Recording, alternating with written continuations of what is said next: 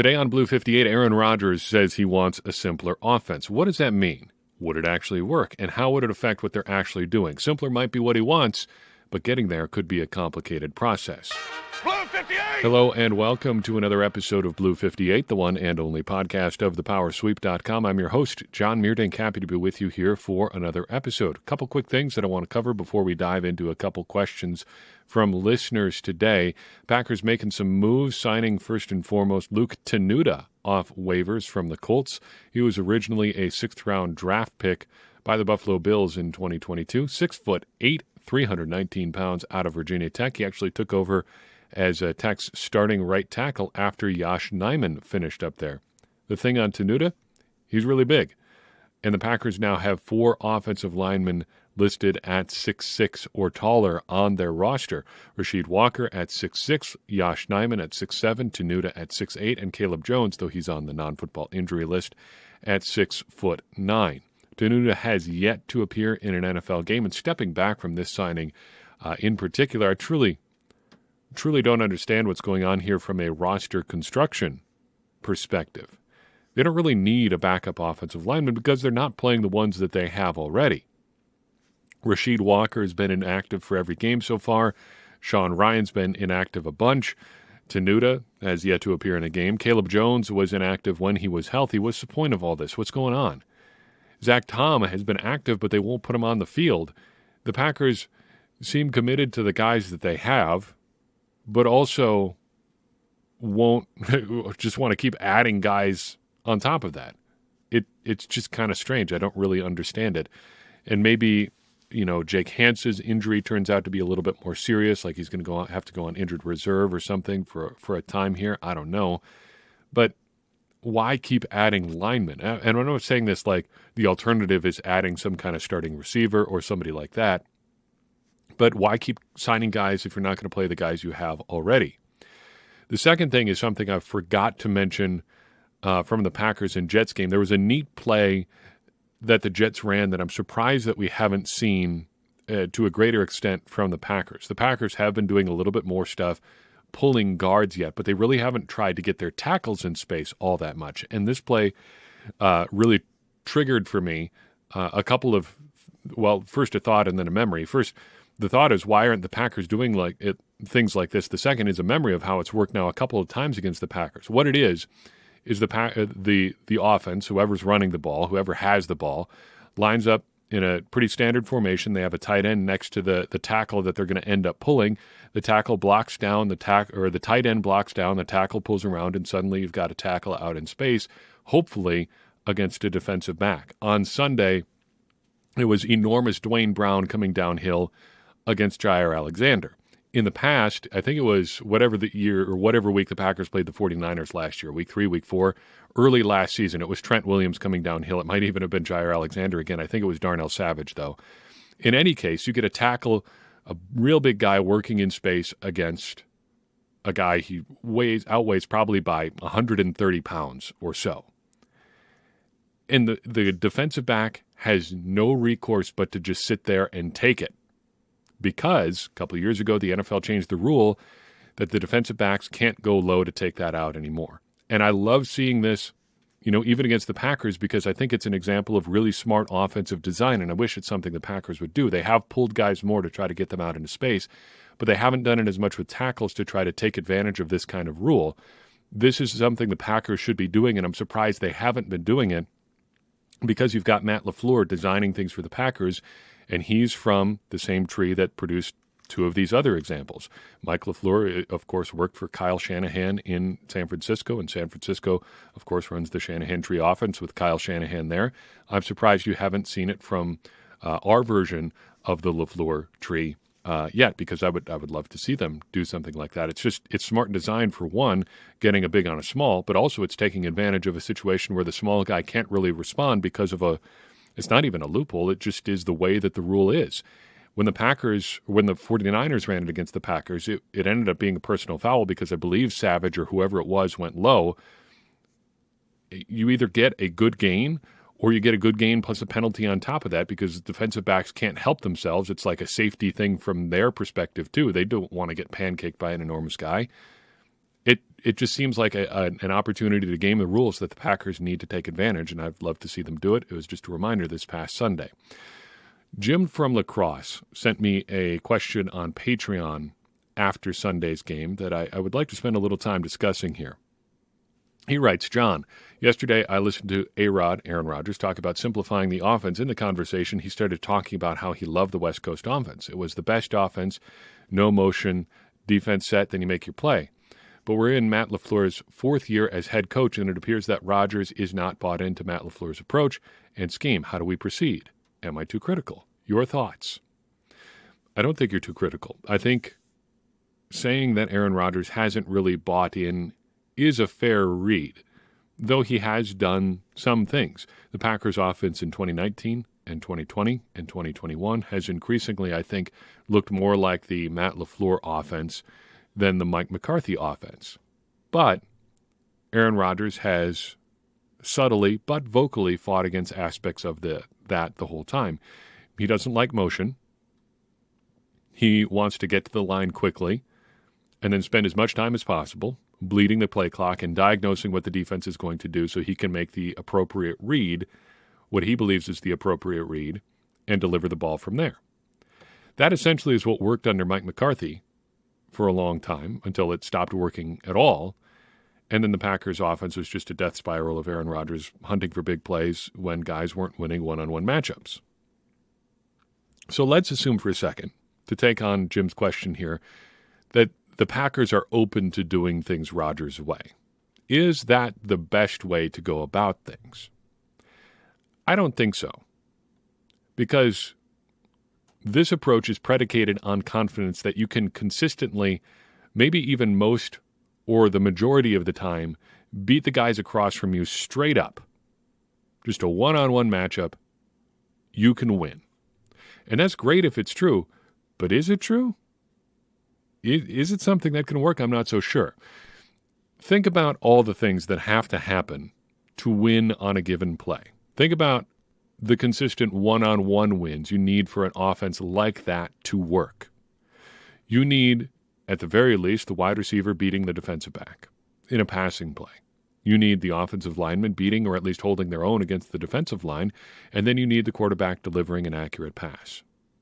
Now, that's true in every offense, but in Aaron Rodgers' version of this offense, you're not really doing anything to tilt the odds in your favor other than having a quarterback who's going to make the right read enough times to either take advantage of guys winning the majority of the time or make up for the times when they don't, finding the matchups where guys win one-on-one. Now, in contrast, the Matt LaFleur, Sean McVay, Kyle Shanahan type offense is all about finding little edges in whatever way that you can, through personnel, through formation, through motion. All of that is doing everything you can to get the odds in your favor pre-snap. Let's talk about that a little bit.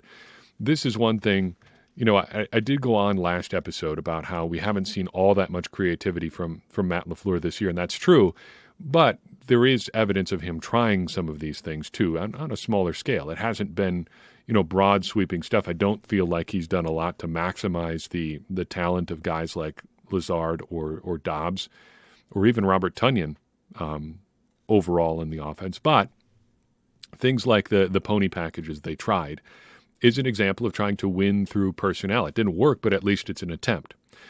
Winning through formation. The Packers have done a lot with getting 4 receivers on one side of the formation.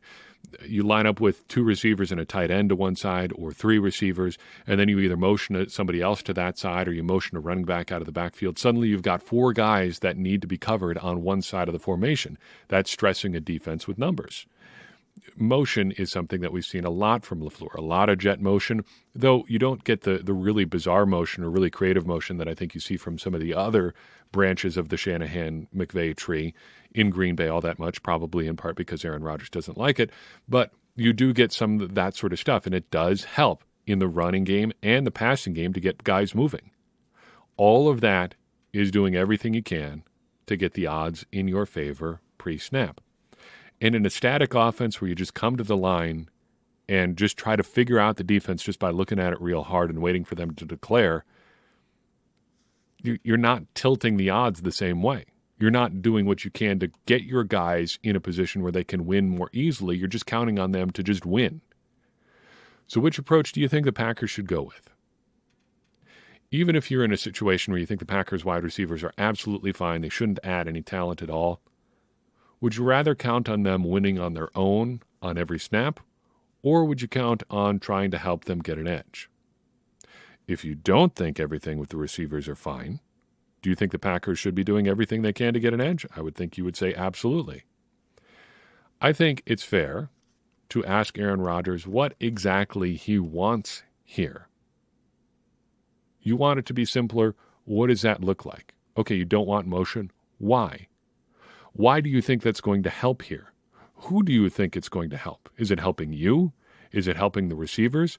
Because it seems like, at least in some instances, the receivers are getting open within the scheme of the offense as it currently is. And if you really lean into some of that motion, it looks like, based on how things are working throughout the rest of the league, that they could probably be getting open even more. So what is it that you really want? Does Aaron Rodgers just want to be comfortable?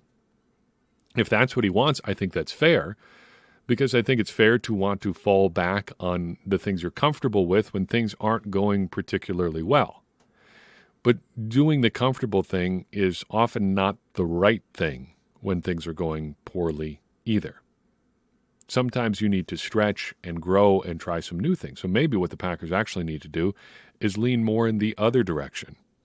Okay, we have some motion in our offense. We've got some personnel diversity. We've got formational diversity. Maybe you need even more of that, and things might figure themselves out.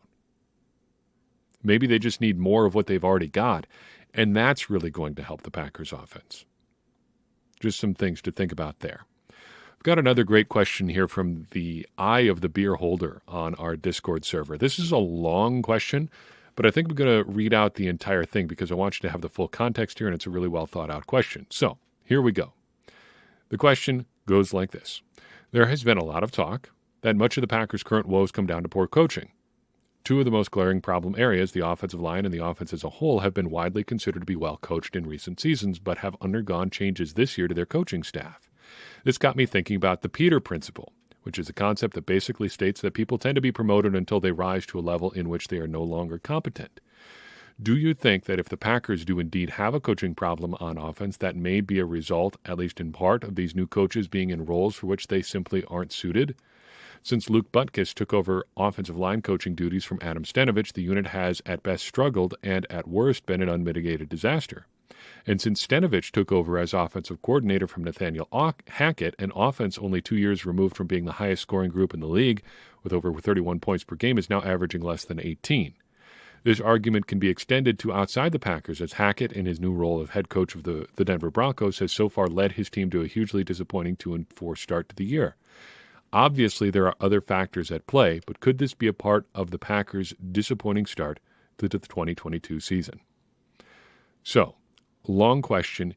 In summary, the Peter Principle. Are the Packers coaches in over their heads? This is actually one of my absolute favorite topics to talk about in the NFL because I love team construction. I love figuring out how guys came to be on certain teams, and coaching staff construction is a big part of that. We talked about that earlier this year with, while previewing the Vikings. You've got Kevin O'Connell there, and he brings in some of his guys, but he also hires Mike Pettin, who brings in a couple of his guys, and suddenly you've got an entire coaching staff made up of guys that just happen to know each other. And that is, by and large, the case throughout the entire NFL. Those conditions exist on pretty much every team. Nobody is hiring purely on merit. They want to hire guys they think obviously are good, but most guys tend to assume that guys that they know are who end up being best for the job. So, to get to the question here, I think this 100% is a part of what's going on here. But it's hard to put a finger on exactly why that could be a problem here in Green Bay. But let's talk about the idea a little bit more. The Peter Principle, again, is the idea that most people get ultimately promoted out of their depth. As you're rising in the ranks of a given organization, sooner or later you're going to get put in charge of something that is too big for you to handle or requires you to have skills that you simply do not have, and you're going to fail. And I think it's really, really, it's a problem in the NFL because guys are going to end up in over their heads. Sooner or later, it's just bound to happen. You're going to end up in a situation that is not a good fit for you. And I think if you look at the Packers, there are 4 situations where you could reasonably ask if this is the case. You've got Matt LaFleur, you've got Adam Stenavich, you've got Luke Butkus, and you've got Joe Barry. There are a couple easy ones here. Matt LaFleur, I tend to lean no on the question of whether or not he's in over his depth. I think if you want to go the other way, I don't know if I'd fight you all that hard, but personally I just think that he seems like a guy who can handle things by and large. And I think if you put him in a situation where he didn't have to deal with just trying to fit Aaron Rodgers into his offense, you might be able to get a better grasp of where he is on really designing something for a team. Because part of the challenge of taking on this Packers coaching job is you have to get the most out of Aaron Rodgers, and part of that is trying to suit things to what Aaron Rodgers feels that he wants to do and feels he can do well. That may not necessarily be what you want to do or what you think works well, but Rodgers is good enough that you got to try those things anyway, so you compromise. And so I don't know if LaFleur is clearly out of his depth, but if you wanted to argue that no, that's part of the gig, he's got to be able to get Aaron Rodgers to do some things that he doesn't want to do, and you want to take a real hardline stance on that and say that means that he's in over his depth or in over his head, I think that's a fair perspective to have.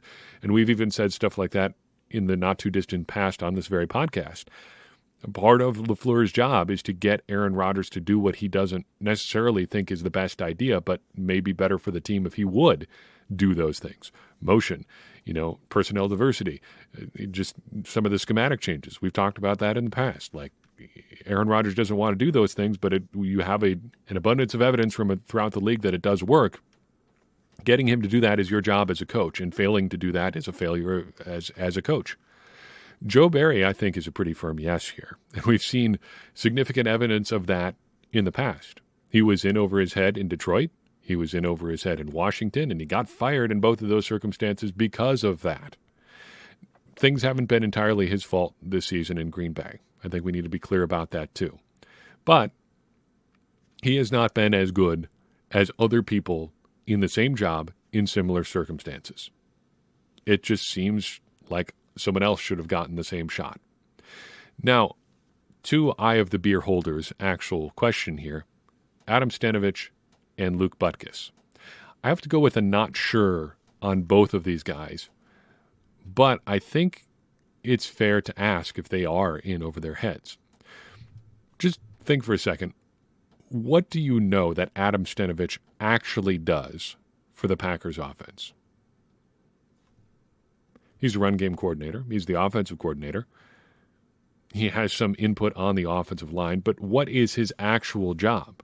He has some influence on the offense here for sure, but do we know for sure exactly what that is and how it affects how the Packers operate on Sunday?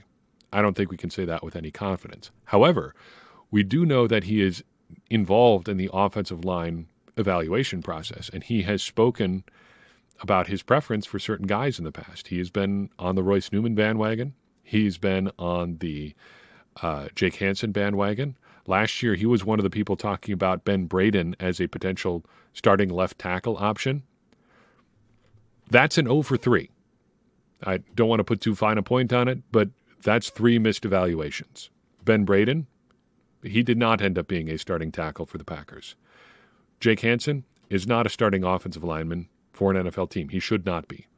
And the same goes for Royce Newman. We've seen the evidence there. He's wrong on all 3 of those evaluations. It's that simple. He did not get them right. And he's part of why the Packers are putting these guys out on the field in the situation that they are. Butkus, too, I think we're not quite sure. And I think you can push back a little bit here on, the idea that the offensive line has not been good and it's his fault by just looking at the makeup of the offensive line. He hasn't been able to play from a full deck here. David Bakhtiari has been slow to come along at the start of the year. The first out at the start of the season as he dealt with that knee injury, and then rotating in slowly. Elton Jenkins coming along slowly on the right side. He is not in a position where he's got all his guys, and apparently due in part to some pushback elsewhere on the coaching staff, is maybe not able to put them in the best position to succeed. So I think there is reason to be concerned about guys being in over their head on the Packers coaching staff. But I think there's a bigger question here. Why do guys have to get promoted at all?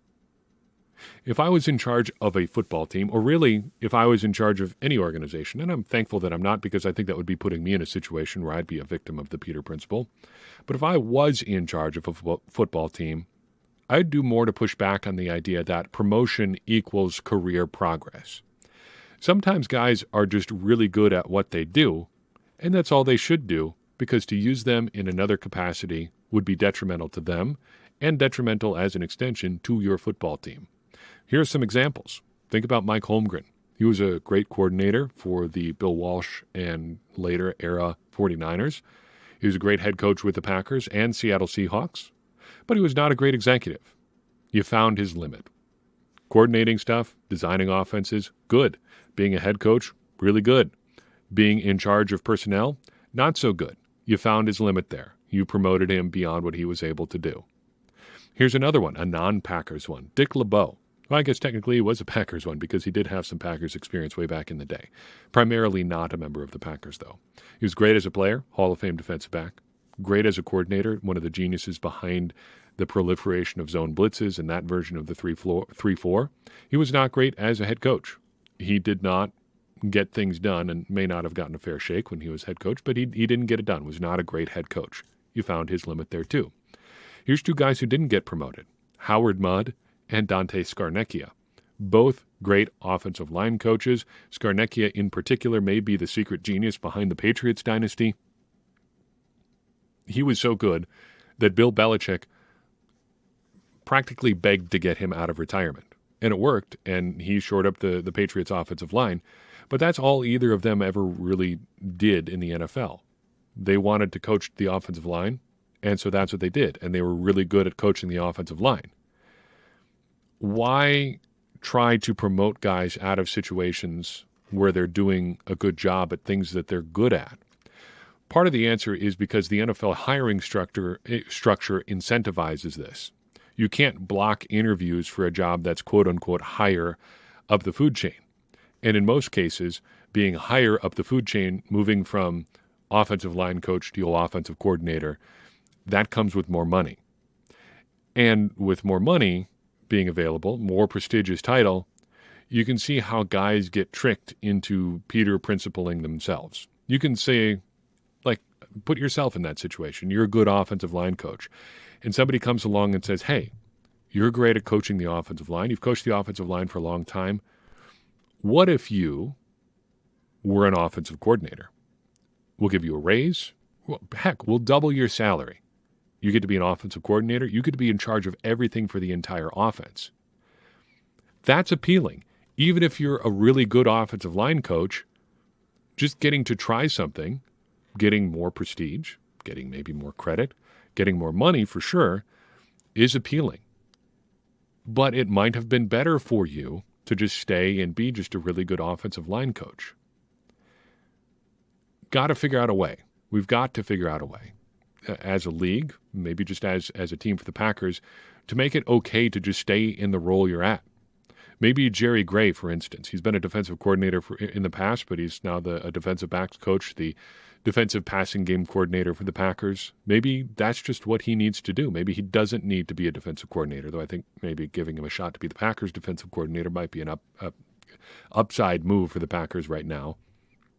Maybe a guy like that, though, maybe he just needs to be a defensive backs coach. Maybe that's what he does best. I think the NFL would do well, maybe just NFL teams would do well to make that okay. Make it okay for guys to just stay where they're at. Give them the money, the accolades, if they just stay where they're at and do a good job coaching individual positions. But here's the rub. Maybe there is a guy out there who could be a really great head coach who just doesn't know it until he tries. And how do you find out if a guy is in over his head as a head coach before he becomes a head coach? You really can't. So I guess there's another side to this too. You got to make it okay for guys to stay where they're at as coaches, but also you got to be willing to try new things from time to time. And I think that's part of what the NFL has done well here. They've incentivized some things about trying new people, trying people from different backgrounds as head coaches. 15 years ago, I don't think a guy like Brian Flores gets a shot to be a head coach in Miami. And obviously that didn't work out for a variety of reasons. But I think there is a door opening for different guys from different kinds of backgrounds, maybe not just quarterbacks coach, maybe not just offensive coordinators, getting a shot to be a head coach. And I think that's good for the league as a whole. And maybe finding a balance between promoting guys just to promote them and letting guys just stay where they're at is a part of a healthier and more successful NFL. Started with a Packers question there, ended up with a very broad NFL answer, but it's something I'm very interested in and I think is an important part of the NFL conversation as a whole. That's all I've got for you in this episode. I appreciate you tuning in. I'd appreciate it even more if you would share this with someone you think would enjoy it. That's going to get more people involved in this conversation that you and I are having about the Green Bay Packers, which in turn is going to help all of us, me included, become smarter Packers fans. And as I always say, smarter Packers fans are better Packers fans, and better Packers fans are what we all want to be. I'm your host, John Meerdink. We'll see you next time at Blue 58.